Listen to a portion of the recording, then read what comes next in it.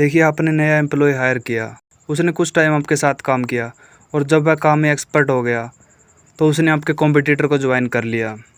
अगर सभी एम्प्लॉय ऐसा करते हैं, आते हैं और कुछ टाइम में आपके साथ काम करते हैं और चले जाते हैं, तो ज़रूर कुछ आपके बिजनेस में ही कमी है।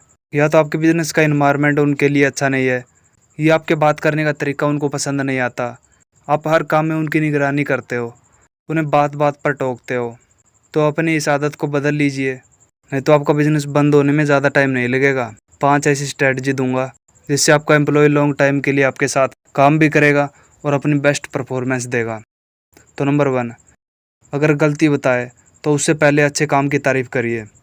गलतियाँ सभी से होती है यार, कोई गलती किसी इंसान के मान सम्मान से बड़ी नहीं होती। इसलिए गुस्से में आकर उन्हें कुछ ऐसा ना बोले जो उनको हर्ट करे। आप ही बताओ, अगर आपने जो वर्ड उन्हें कहे हैं, अगर वही वर्ड वह आपसे कहे तो आपको कैसा लगेगा? और हाँ, जब भी कोई आपका एम्प्लॉय गलती करता है तो पहले उन्होंने जो भी अच्छा काम किया है ना, उनकी तारीफ़ करिए कि आपने ये काम अच्छा किया है।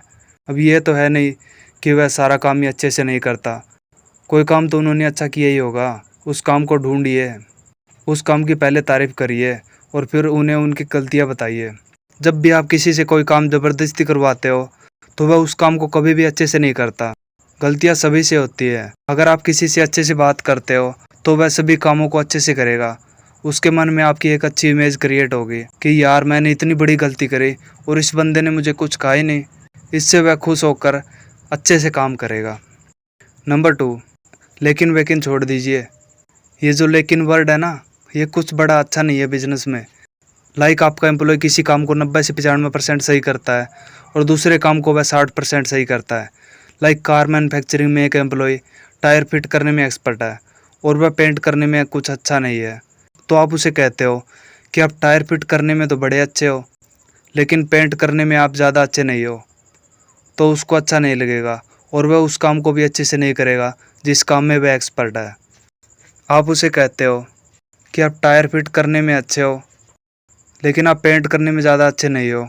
इसकी जगह पर यह कहना अच्छा नहीं होगा कि आप टायर फिट करने में तो एक्सपर्ट हो और अगर आप पेंट करने में भी थोड़ा ध्यान दें तो आप बहुत अच्छा कर सकते हो।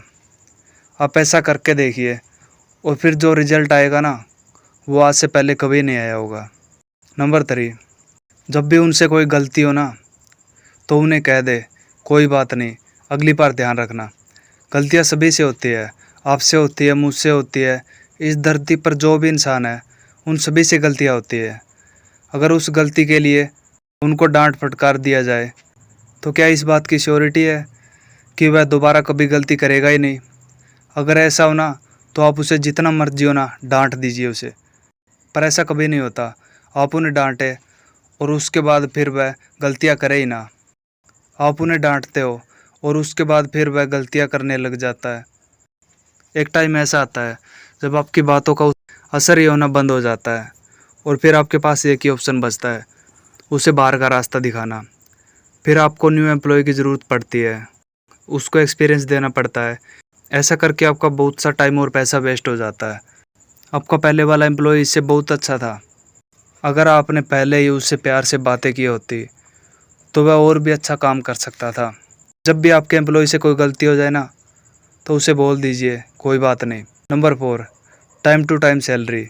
जिस डे को आपने सैलरी देने का वादा किया है उस डेट को आपको हर हाल में सैलरी देनी है। उससे एक दिन भी ज़्यादा नहीं होना चाहिए। आपका तो बिजनेस है, आपका प्रॉफिट तो डेली अप डाउन होता है, पर उसकी सैलरी तो फिक्स है।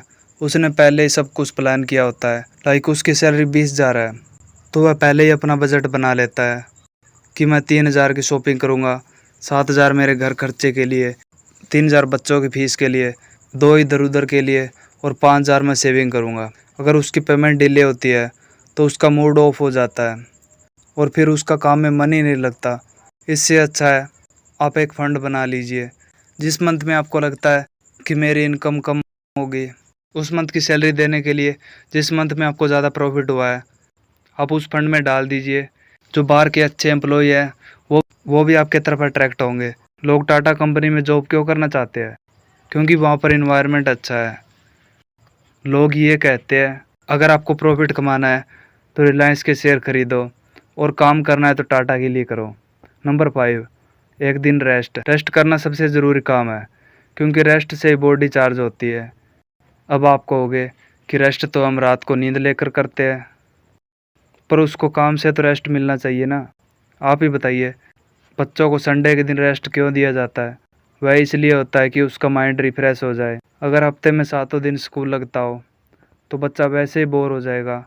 उसी प्रकार आपका एम्प्लॉई है। अगर आपकी गारमेंट शॉप है तो आप संडे को अपनी शॉप बंद कर सकते हैं। वैसे भी संडे के दिन कस्टमर कम ही होते हैं। अगर आप ज़्यादा नहीं कर सकते हो तो आप 1 महीने में 1 छुट्टी तो दे ही सकते हैं। करके देखिए। अगर 365 दिन में एक इंसान की लाइफ एक जैसी चलती है तो वह 9 to 5 वाली जॉब से बोर हो जाएगा। तो आपके लिए अच्छे से काम कैसे करेगा? इसलिए आप अपने बिजनेस को देखिए कि वह किस टाइप का है और उसी अकॉर्डिंग अपने एम्प्लॉय को छुट्टी दीजिए।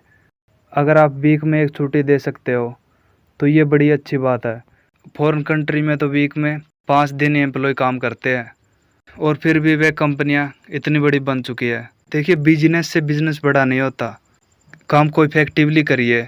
तो मिलते हैं नेक्स्ट वीडियो।